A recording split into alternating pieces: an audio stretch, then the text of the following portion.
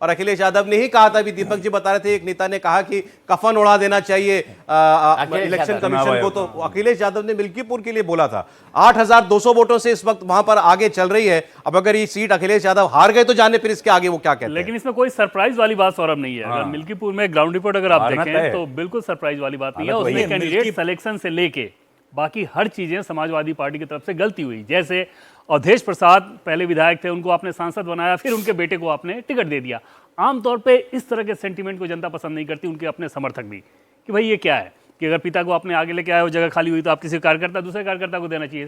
पहली चीज वो अगेंस्ट गई थी। दूसरा, बीजेपी ने जिस कैंडिडेट का सिलेक्शन किया बहुत हम्बल बैकग्राउंड के हैं और वो सबसे मिलजुल के बहुत आसानी के साथ रहते हैं, तो उस कंडीशन में इनके लोग हर पार्टी में माने जाते रहे हैं, क्योंकि व्यापारी मेंटलिटी के है, तो आप समझ सकते हैं कि एक्सेस किस प्रकार के रखते हैं। तो उसी का असर अखिलेश यादव के बयानों में नजर आ रहा नारा लगा था कि मथुरा नकाशी अवधेश कुमार पासी, हमें चाहिए अवधेश पासी। हाँ, इस बार नारा लगा पासी का जवाब पासी।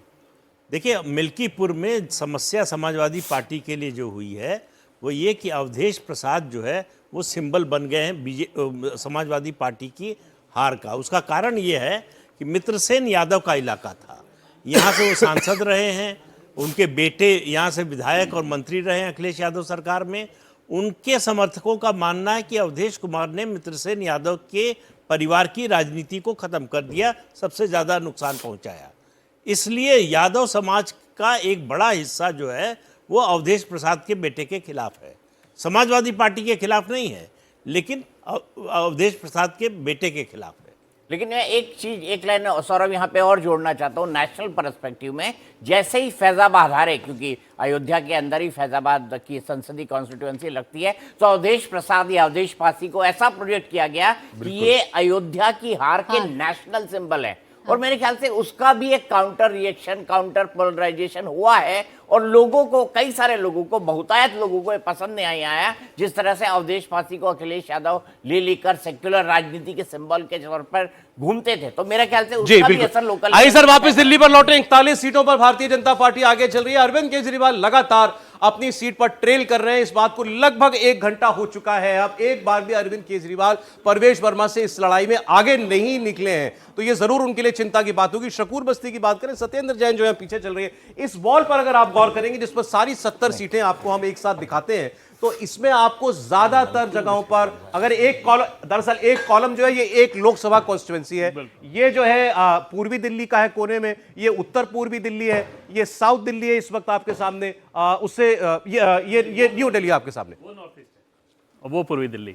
माफ, ये नॉर्थ ईस्ट दिल्ली है और ये ईस्ट दिल्ली है। आप यहां देखें अगर तो 5 मैक्स जहां बराबरी दिखाई दे रही है वो आपको नॉर्थ ईस्ट दिल्ली के अंदर बराबरी की टक्कर दिखाई देगी बीजेपी और आम आदमी पार्टी में।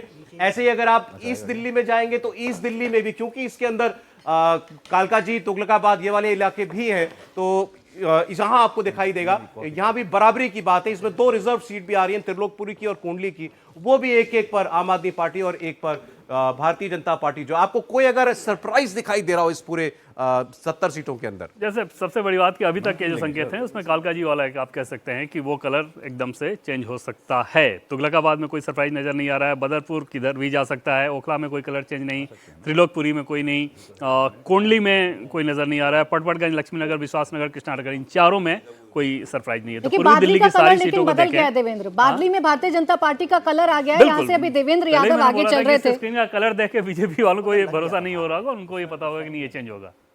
देखिए, ये सीट 29,123 सीटों से आम आदमी पार्टी जीती थी और इतने बड़े बड़े मार्जिन की सीटों पर अगर बीजेपी आगे चल रही है तो एंटी इनकम्बेंसी वाला फैक्टर यानी बिल्कुल प्राची, उसमें होता यही है कि जब पक्ष में लहर हो तो आप कहां ऊंचाई पे जाते हैं पता नहीं होता है। जैसे होता है ना कि ईश्वर देता है तो छप्पर फाड़ के देता है, लेता है तो पॉकेट फाड़ के लेता है, तो उसमें से जब गिरना शुरू करते हैं तो पॉकेट से आपके कहां वोट कहां से निकल जाएंगे वो नहीं पता होता है, तो उम्मीद ज्यादा होती है। बादली से अजय यादव हैं जो आम आदमी पार्टी के विधायक हैं, उनको लेके पार्टी को पहले से ये जानकारी थी कि इस बार दिक्कत हो सकती है उस सीट पे, और देवेंद्र यादव प्रदेश अध्यक्ष हैं कांग्रेस के और बहुत ही मजबूती से वो चुनाव लड़ रहे हैं, वहाँ के स्थानीय वो भी हैं और एक इन्फ्लुएंस है उनका। तो ये मान के चला जा रहा था पार्टी के द्वारा कि अगर देवेंद्र यादव अच्छे से चुनाव लड़ते हैं तो अजय से के लिए मुश्किल हो जाएगा और ये सीट भारतीय जनता पार्टी निकाल सकती है। ये आकलन बहुत शुरू में ही कर लिया था और उसी की दिशा में। इसके अलावा पूर्वी दिल्ली में मैं एक कहना चाहूँगा कि वो कलर मेरे हिसाब से शायद बदलने की जरूरत पड़ेगी या समय के साथ बदलेगा, त्रिलोकपुरी का जो कलर है वो कोंडली का हो सकता है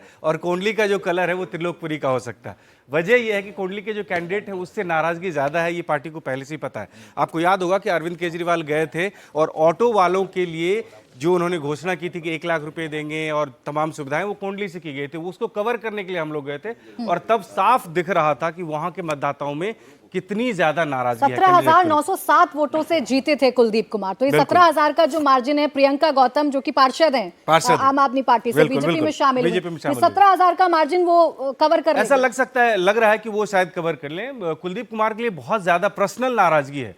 ये पहली बार ऐसा हो रहा है कि जो रिजर्व सीट्स हैं वहां पे बहुत सारी ऐसी सीट्स हैं जहां पे भारतीय जनता पार्टी अच्छा करे, चाहे वो रिठाला हो या कोंडली हो, कई ऐसी सीट्स हैं जहां पे भारतीय जनता पार्टी अच्छा कर रही है और इसका आकलन आम आदमी पार्टी ने पहले ही कर लिया था। देखिए 70 की 70 सीटों का एक बार फिर से बता देते हैं रुझान। 43 सीटों पर बीजेपी ने बढ़त बनाई हुई है, 27 सीटों पर आम आदमी पार्टी, जिसे 35 सीटों का नुकसान हो रहा है और 35 सीटों का ही गेन बीजेपी को हो रहा है। 43 सीटें यानी कि जो मैजिकल फिगर है उससे आगे भारतीय जनता पार्टी इस वक्त है। कांग्रेस 1 सीट पर बढ़त बनाई हुई थी, वो सीट बादली वाली थी। देवेंद्र यादव प्रदेश अध्यक्ष कांग्रेस के, वो लगातार आगे चल रहे थे, स्ट्रांगली चुनाव लड़े, लेकिन अपनी सीट वो निकाल पाएंगे। अभी शुरुआती रुझान में वो पीछे हो गए हैं और इसका सीधा सीधा फायदा बादली सीट पर भारतीय जनता पार्टी के कैंडिडेट दीपक चौधरी को मिल रहा है, क्योंकि पिछली बार यहां मार्जिन 29,123 का था। जितनी सीटें देवेंद्र यादव प्लस करेंगे उतनी ही सीटें आम आदमी पार्टी के वोट बैंक में से खिसकेंगी और उसका सीधा सीधा फायदा बीजेपी को मिल सकता है। ये मैप दिल्ली का आपके सामने, और इस मैप में आपको अब भगवा रंग नजर आ रहा होगा। 2020 में जहां आपको नीला रंग ज्यादा नजर आया था, अभी आपको भगवा रंग यानी कि बीजेपी का रंग आपको नजर आ रहा है, क्योंकि 43 सीट पर बीजेपी आगे चल रही है। संगम विहार सीट पर भी बीजेपी ने बढ़त बनाई हुई है। तो ज्यादातर सीटें जो बड़े बड़े मार्जिन से जीती हुई हैं, उन तमाम सीटों पर बीजेपी लगातार बढ़त बनाए हुए है। सौरभ, संगम बिहार, भास्कर, दिनेश मोहनिया की सीट है। संगम बिहार एक ऐसी सीट है जिसको लेके आम आदमी पार्टी मानती है कि हम चारों वार्ड यहां से जीतते हैं और ये सीट हम किसी भी कीमत पे हार नहीं सकते। हालांकि वहां पे एक मुश्किल जरूर है कि कांग्रेस उस सीट पे भी अच्छा लड़ रही है।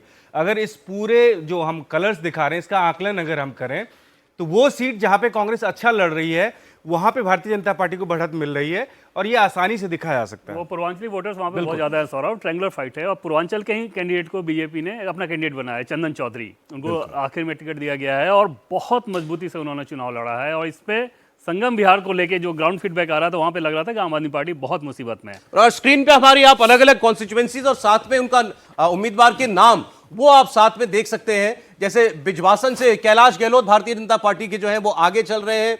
उत्तम नगर से बीजेपी के कैंडिडेट पवन शर्मा वो इस वक्त लीड करते हुए दिखाई दे रहे हैं। दिल्ली कैंट से अगर हम लोग बात करें तो भारतीय जनता पार्टी इस सीट से भी आगे चल रही है।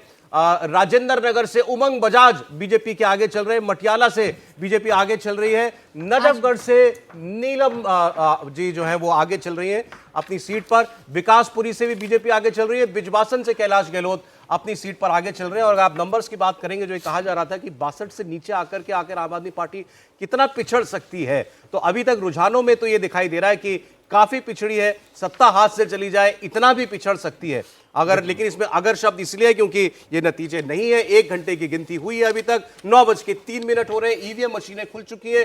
दिल्ली में 90 लाख वोट काउंट होना है। 19 काउंटिंग सेंटर्स बने हुए हैं। बड़ी तेजी से अब ये नतीजों में ये जो ट्रेंड्स हैं ये बदलेंगे और अगले 1 घंटे के अंदर, मानते 1 घंटे में मिहिर जी आपकी कुछ पुख्ता बात होगी?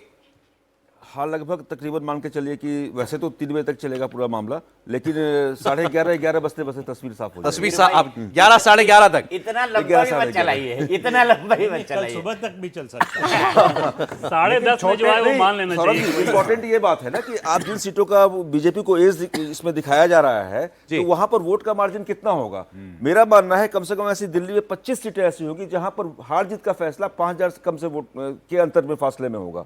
कम से कम 20 से 25 सीटें, और उन 20-25 सीटों में किसको एज मिलेगा किसको नहीं मिलेगा वो तो आखिरी वक्त में तय होगा। और भाई आप बहुत क्लोजली फॉट इलेक्शन है। 25 सीट आप कह रहे हैं 5,000 से कम पर जाएंगी अभी तक तकरीबन। पिछली बार ऐसी केवल 9 सीट है, 70 में 9 सीटें थी, लेकिन चूंकि ये इलेक्शन बहुत ही क्लोजली लड़ा गया तो इसमें ये आप नहीं कह सकते हैं कि एक तरफा मैंडेट तो रुझान में दिखा रहा है एक तरफा। प्रदीप जी